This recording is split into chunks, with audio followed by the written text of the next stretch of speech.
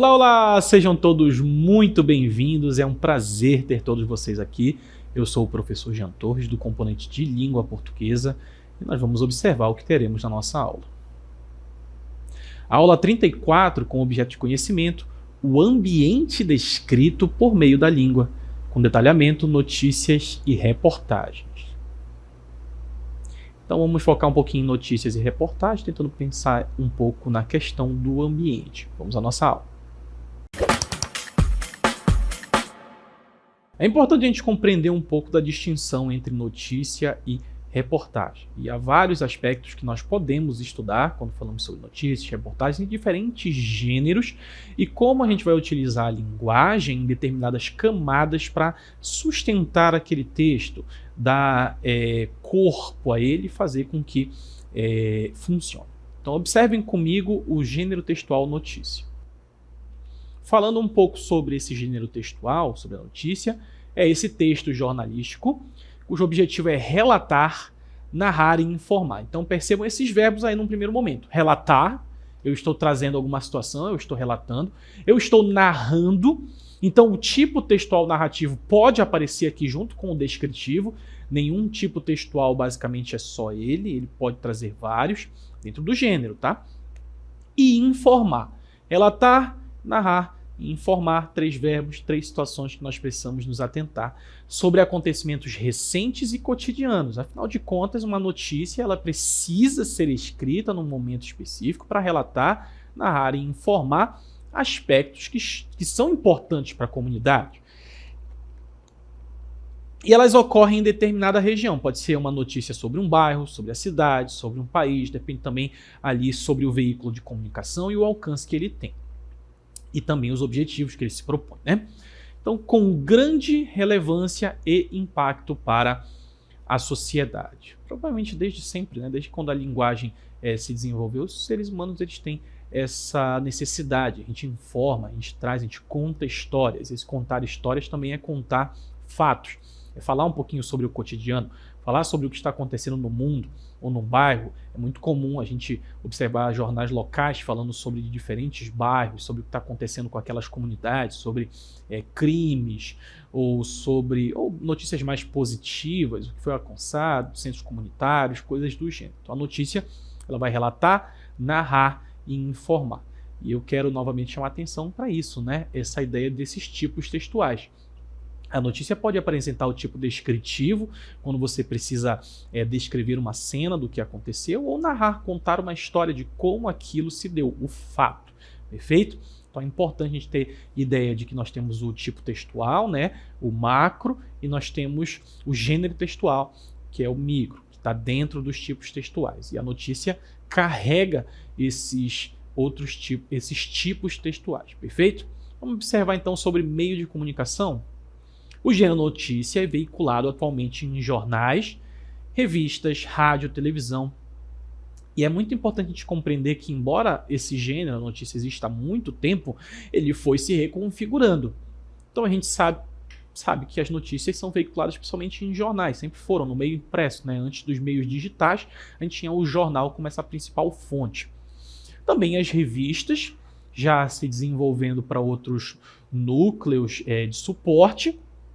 O rádio, uma invenção relativamente recente, muito importante, utilizada principalmente por políticos. Aqui no Brasil, Getúlio Vargas fazia muito isso.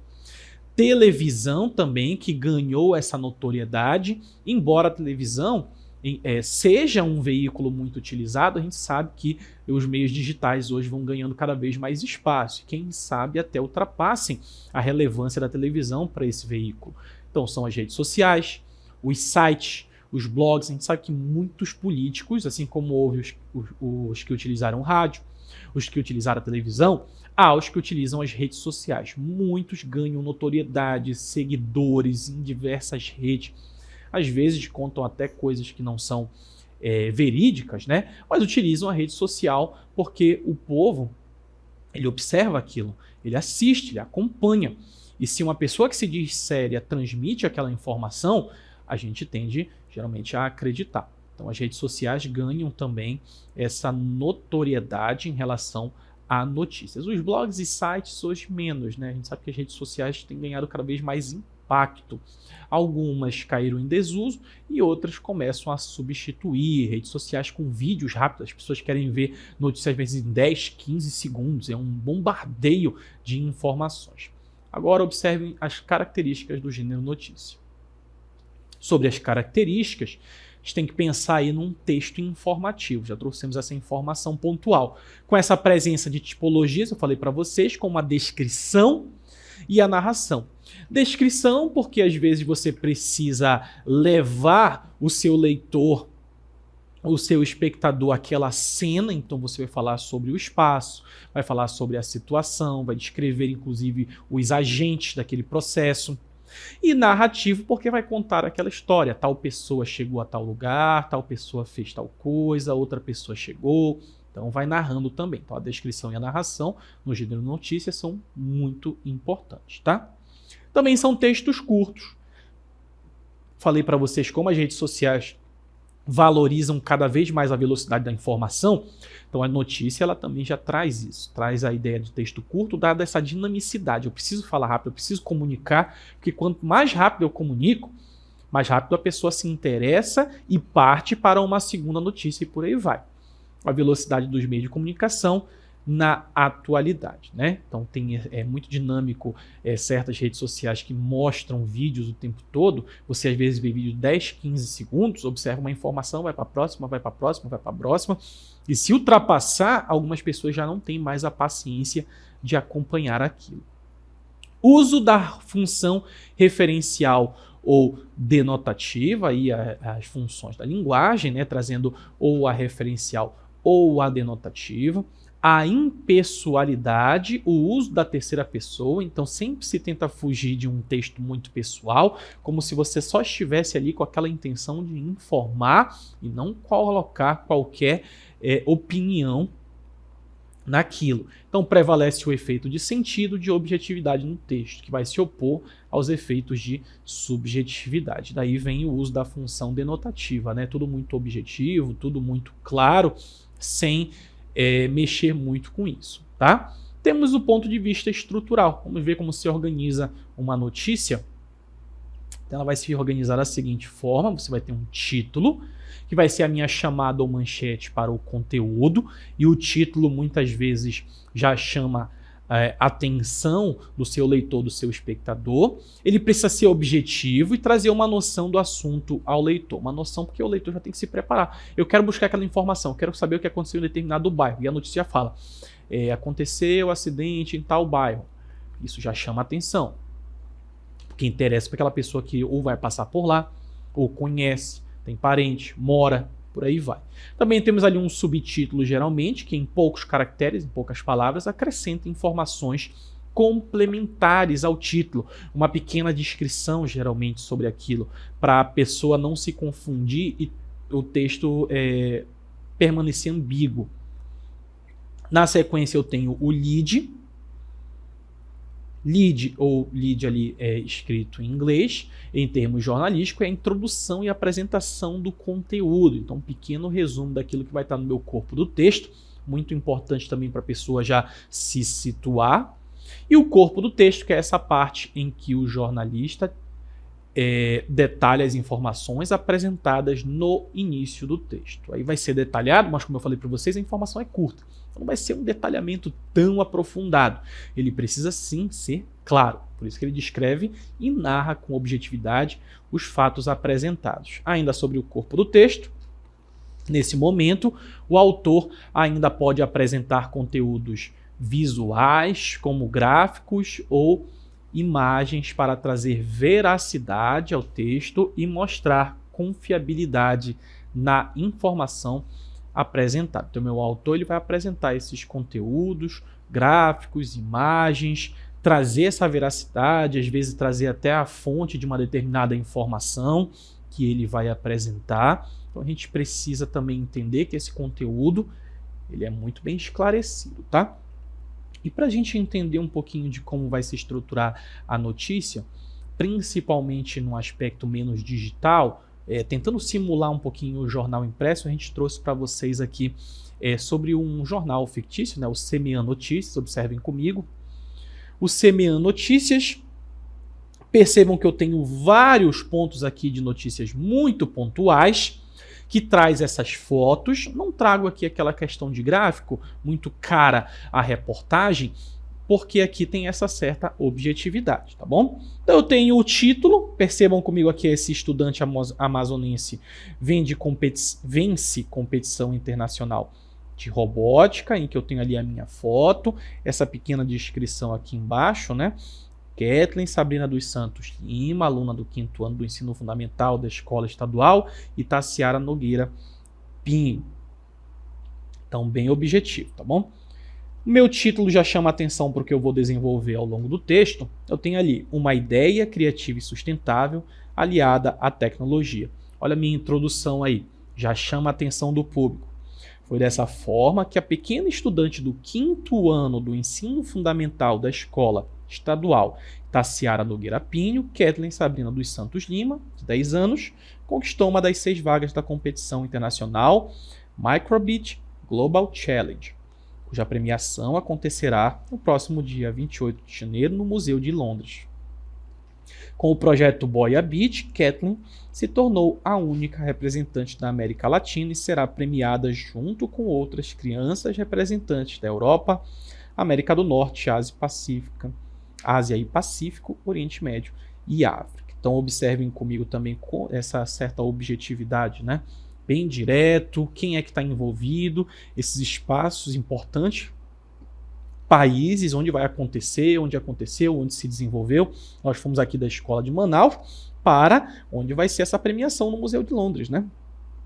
O projeto desenvolvido pela estudante foi orientado pelo professor de robótica Tiago Kawasa, que desenvolveu projetos voluntários com crianças através da empresa Arduino Manaus com a Positivo Tecnologia Educacional para a utilização do Micronebit, um pequeno computador programável. E mais fotos, né, com a descrição lá embaixo. Kathleen Sabrina, seu professor orientador no projeto, o Tiago Kawasa exibindo o Boia Beat. E vai ter os outros pontos, né? Às vezes as notícias elas fazem isso, não dão uma continuidade ao texto. Às vezes só fazem esse corte para falar sobre um outro aspecto. Aqui ele fala, ideia sustentável. O projeto de Kathleen, Boia Beat, é uma boia feita com isopor com microbit anexado e funciona como um sinalizador para facilitar a identificação do lixo sendo jogado no igarapé. Falei para vocês, né? Você tem lá a questão do texto descritivo. Para estudante, a ideia é sensibilizar as pessoas sobre a preservação do meio ambiente. E as notícias também vão apresentar esses textos pontuais da fala da pessoa envolvida, né? Eu quis fazer alguma coisa para mudar essa realidade, para que as pessoas parem de jogar lixo nos igarapés. Nunca tinha trabalhado com robótica, mas achei legal a experiência. Daí a importância também, né, de muitos projetos diferentes nas escolas.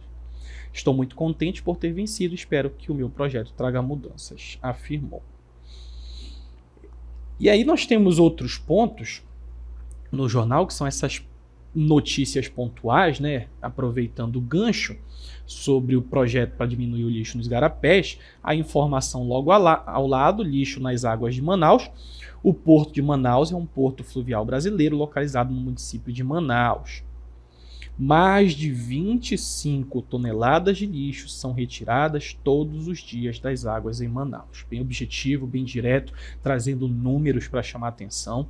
Por ano, esse número pode chegar a mais de 200 mil toneladas em toda a capital, sendo que grande parte deste dado é proveniente do material descartado nos vários igarapés da cidade. Ao lado nós temos essa referência tanto espacial quanto ao Microbit Global Challenge. É o desafio global do Microbit para estudantes de 8 a 18 anos. Ele busca testar a imaginação dos participantes, combinando criatividade e tecnologia, a fim de encontrar soluções para os objetivos globais da ONU e lidar com os problemas que enfrentamos hoje. Ao lado uma foto ali do Museu de Londres, museu dedicado à história da capital inglesa. Bem embaixo a gente vê ali naquelas letras minúsculas, nós temos a fonte. As notícias precisam apresentar a fonte, né, para não parecer que elas estão tirando essas informações da sua cabeça. Então, vocês puderam ver aqui como vai se organizar a questão do jornal, dar uma ideia de como as notícias vão ser estabelecidas naquele espaço, elas vão se organizar, a busca por essa objetividade, muitas vezes marcas da oralidade, principalmente quando se trata de entrevistados, como traz essas entrevistas, precisa atingir o público, precisa ser objetivo. Você vê que a gente não gastou quase nada para ler a notícia, né? Vimos ali, foi objetivo, sabemos sobre a estudante, sabemos sobre o projeto, sabemos sobre a premiação. Então a notícia ela busca trazer esses fatos relevantes para a comunidade. É importante que a comunidade saiba, por exemplo, o que está acontecendo no seu estado, na sua cidade, nas escolas, onde elas podem confiar os seus filhos, por exemplo. Então, a notícia tem esse aspecto. E perceberam também, né, que nós tínhamos lá a ideia do descritivo e do narrativo. Então, havia descrições em relação às pessoas, ao projeto, também narração de como se deu todo o processo para chegar até ali. Perfeito? Agora vamos falar um pouquinho sobre o gênero textual reportagem. No caso do gênero textual reportagem, a gente tem um texto jornalístico que é mais aprofundado no que investiga. Então, se na notícia a gente busca aquela objetividade, aqui na reportagem a linguagem, sim, ela vai ser objetiva, mas eu também quero me aprofundar. Eu quero trazer dados muito mais relevantes e que embasem aquilo que eu estou buscando. Então, ela contextualiza, muitas vezes utilizando também o elemento da narração, e analisa um fato ou tema de interesse público. É muito comum no jornalismo investigativo a busca sobre problemas no gasto do dinheiro público, desvios e por aí vai. Indo além de simples divulgação das informações. Então a reportagem, por mais que ela seja objetiva, ela pode também colocar um pouquinho ali mais a sua opinião, porque ela não quer só dizer que foram capturados criminosos. Não, a reportagem ela vai falar sobre todo um processo, sobre toda uma investigação, sobre tudo que levou até aquele momento. Diferentemente da notícia, que prioriza essa objetividade e brevidade, a reportagem oferece uma análise detalhada. Dentro dessa análise detalhada eu tenho o quê? Múltiplas fontes. Então, digamos que eu estou falando sobre desmatamento. Então, eu preciso de um órgão ou um representante de um órgão que faz essas análises, que observa o aumento do desmatamento ou diminuição também, né? Vai ser o especialista. Ou podem ser testemunhas, como moradores daquela área, grupos nativos que lidam com espaços na floresta que estão sendo desmatados. Dados oficiais, que podem ser dados do governo sobre como era e como está agora. Também temos o contexto histórico ou social, com antecedentes. Aquela área era uma área de demarcação, passou para a mão de grileiros, por aí vai, se a gente vai falando sobre desmatamento, né? E as consequências, o que foi que se deu daquilo que foi investigado. Então, todo o processo. Vai ter recursos visuais, a gente viu que a notícia pode ter foto também, mas aqui a gente vai aprofundar. A gente traz fotos, a gente traz infográficos, a gente traz tabelas. A notícia pode trazer essas coisas mais pontualmente, mas é aqui na reportagem que elas são aprofundadas. Também vai ter uma linguagem clara, mas com esse espaço para nuances e interpretações. Então o meu autor, ele pode sim colocar um pouco da sua pessoalidade ali. Somente se ele participou daquela investigação, se ele foi ao campo, se ele conversou com as pessoas, ele vai colocar suas impressões. Ele pode deixar aberto para interpretações ou ele pode ser um pouquinho mais objetivo. Mas a gente percebe as marcas da linguagem daquela pessoa, aquelas marcas pessoais como adjetivos, como advérbios, coisas que vão ser utilizadas para caracterizar e chamar a atenção para algum elemento que ele queira de propósito destacar, tá? E os meios de comunicação onde a reportagem vai aparecer? Nós temos diversos suportes, né? Vai se adaptar ao formato de cada meio, até porque as reportagens muitas vezes vão além do texto escrito. É encontrada em jornais impressos, então eu tenho ali reportagens longas que podem aparecer em jornais ou revistas, esses cadernos especiais, séries investigativas.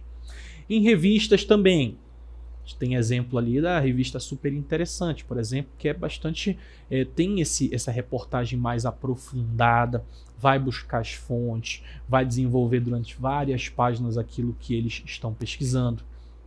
Então pode ser periódicos ou temáticos, temos outro exemplo aí como a revista Veja ou Época, todas elas trazendo essas reportagens mais elaboradas. Também pode ter na televisão. Por quê? Porque na televisão as reportagens elas são mais visuais, né? Trazem aí a ideia do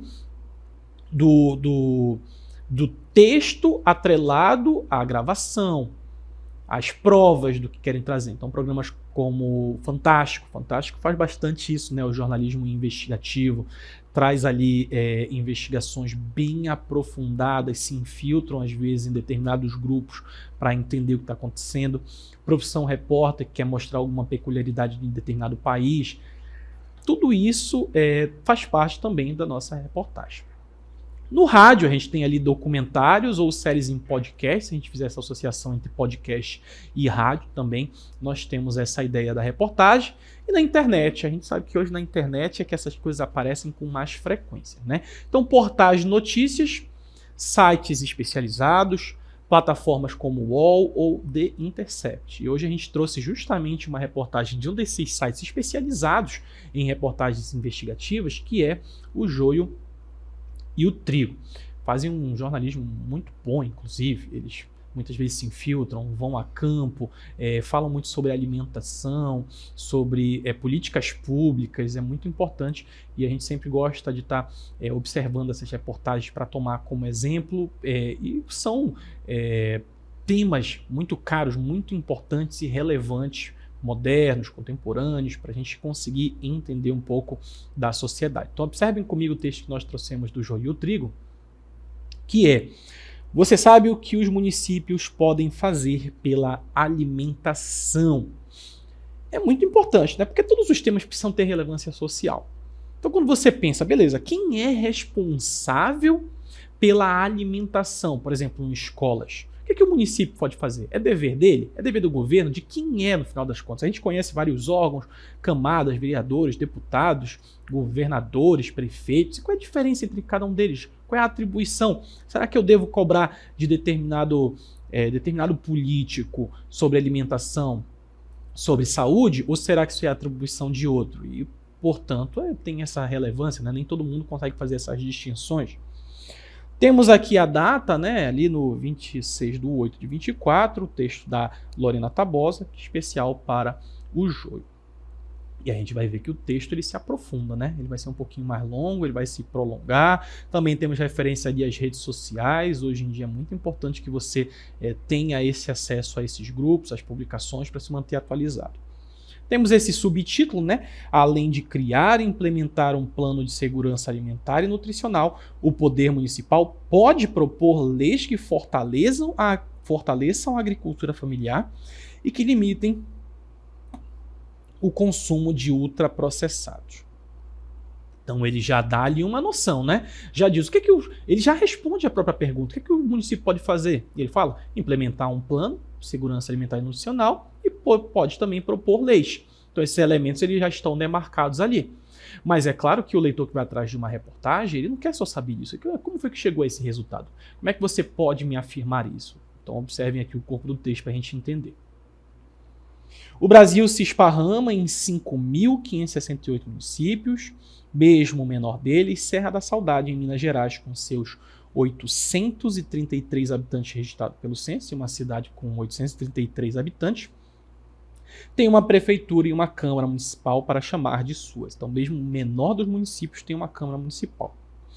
É assim que os poderes executivo e legislativo marcam presença em todos os milhares de municípios brasileiros. Então, são órgãos que estão ali presentes e pode fazer por aquele lugar.